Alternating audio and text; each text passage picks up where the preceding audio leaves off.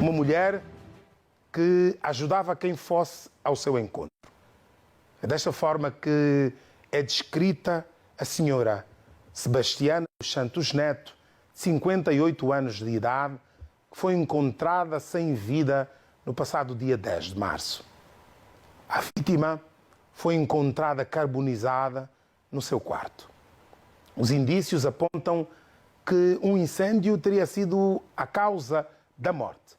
Mas depois das investigações, descobriu-se que teria sido causado para esconder o assassinato de Sebastiana. O caso aconteceu no distrito urbano da Maianga, no Martires do Kifangondo. Veja agora a reportagem da Tânia António. Estas imagens mostram um incêndio na casa de Sebastiana Neto no dia 9 de março. O único espaço da casa que ficou afetado pelo fogo é o quarto onde Sebastiana dormia. Mas o resto da casa encontrava-se desarrumado. Estas imagens mostram uma mulher carbonizada. A princípio não houve suspeitas. Porque todas as pessoas, como os bombeiros, disseram que era do ar-condicionado, então eu estava a pensar que fosse do ar-condicionado. Após a perícia realizada, ficou confirmado que a dona de casa teria sido vítima de assassinato. Inicialmente, este homicídio foi tão bem arquitetado no sentido de parecer para as autoridades que tiveram em primeira instância no local, dar a entender que se tratava de um incêndio e não do homicídio.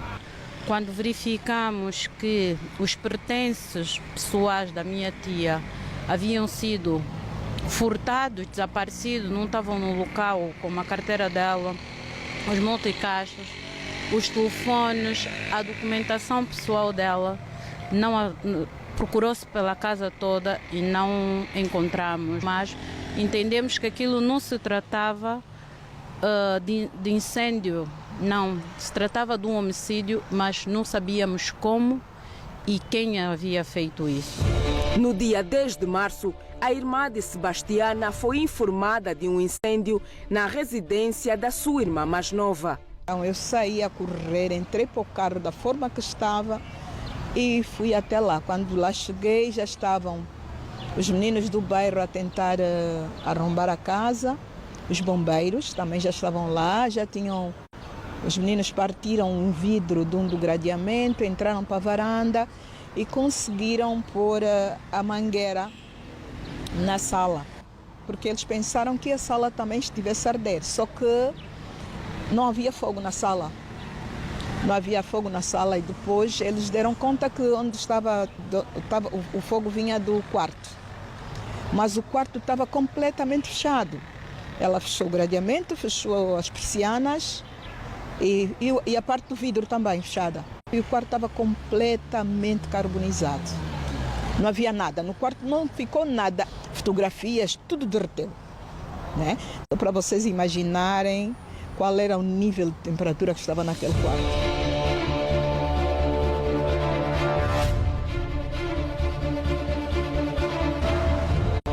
Mas lá me acalmei, entrei para o quarto e ela estava deitada. Numa posição que não é possível. Porque quem morre asfixiada, quem morre queimada, luta. Se estivesse sem vida, luta, né? E ela estava precisamente deitada, como ela dorme habitualmente. E para ela estar naquela posição, alguém lhe tinha posto naquela posição. Porque até mesmo os bombeiros disseram que se ela tivesse morrido do fogo, não é? Ela teria lutado, né? Teríamos encontrado-a ou caída no chão, ou coisa. Então ela não estava deitada de barriga para cima, serena, uma mão aqui, outra embaixo, um pé dobrado, que é como ela habitualmente dorme. Eu entrei, destapei o corpo, só não tirei a almofada, porque eu acho que a pessoa que matou deixou a almofada, ou tentou asfixiá-la e deixou a almofada na cara, né? Ou pousou a almofada na cara, de modo que o ar-condicionado que derreteu não queimou a parte da cara que ela tinha para cima, porque caiu por cima da almofada. A única pessoa que ninguém suspeitava terá sido a mandante deste crime. Suspeitas de alguém, mas nunca dela. Porque ela era uma pessoa que frequentava a casa da minha, até a casa da minha mãe, no Kazenga, em todas as festas, todos os aniversários, sempre com a minha irmã. Ela estava sempre com a minha irmã. Segundo a família, as duas amigas teriam se conhecido na igreja que frequentavam. Sebastiana terá ficado comovida com a situação de vida da nova amiga, que lhe terá confessado estar a passar por muitas dificuldades. Porque era uma mãe solteira, tinha filhos pequenos, inclusive um deles virou afilhado da minha irmã. E a minha irmã é quem ajudava ela, pelo menos sei disso, porque várias vezes nós assistimos ela preocupada com ela, porque o miúdo estava doente, porque ela dava dinheiro, porque ela não tinha nada para comer, ou porque ela pedia por algum motivo. Minha irmã sempre preocupada, houve vezes que inclusive nos pediu a nós, não tens aí 10, não tens aí 1000, olha, a fulana tem um filho doente, precisa urgente de levá-lo ao médico, ela está aqui, veio buscar, eu não tenho multicaixa, dá ainda dinheiro e pronto, era assim porque ela tinha a menina como filha. 3 anos depois, a amizade continuava firme e não havia indícios de que a amiga representava um perigo à vida de Sebastiana. A menina já está na nossa família há pelo menos 3 anos. A família afirma que a suposta amiga não foi até a casa do óbito no primeiro dia e, por isso, pediram aos familiares para informá-la da situação. Mas ela passou o dia inteiro e não apareceu. Às 14 horas, eu pedi aos meus sobrinhos que fossem pôr uma fotografia dela no chamavo. Porque ela trabalhava no chamavo durante quase 30 anos. Então, nós fomos lá, tiramos algumas cópias e fomos pôr lá. Mas os meus sobrinhos, como ela até às 14 horas não aparecia, foram até a casa dela. Como ela disse que morava no prédio, colado ao hotel, nós dissemos, pronto, vamos lá. Disse que morava no 3º andar. Os meninos iam se dirigindo para o 3º andar, mas pararam e perguntaram, olha, nós vamos à casa de uma moça assim. Eu disse, não, ela não mora no prédio. Não, mas ela disse que morava no prédio. Não, ela não mora no prédio, ela mora aqui nessas casinhas que estão aí neste bairro. Lá mostraram onde era e os miúdos foram lá ter. Ela, quando encara-se com a minha sobrinha, assusta-se. E então finge que está maluca. Ai, a Tininha está-me a chamar, a Tininha é a falecida. A Tininha está-me a chamar, Joana, ela está-me a chamar, ela não me deixa em paz, está-me a chamar. Oh, e a coisa disse, está a chamar por quê? Né? Tu sabes afinal que ela morreu. Ah, sim, eu sei, já me disseram e não sei o quê. Eu disse, então vai lá a casa, está lá, tá toda a gente lá reunida. Tu eras tão amiga dela, eras comadre dela, ela ajudava-te tanto. Então vai lá, nós estamos lá, tu espera e a miúda sai. Só que ela...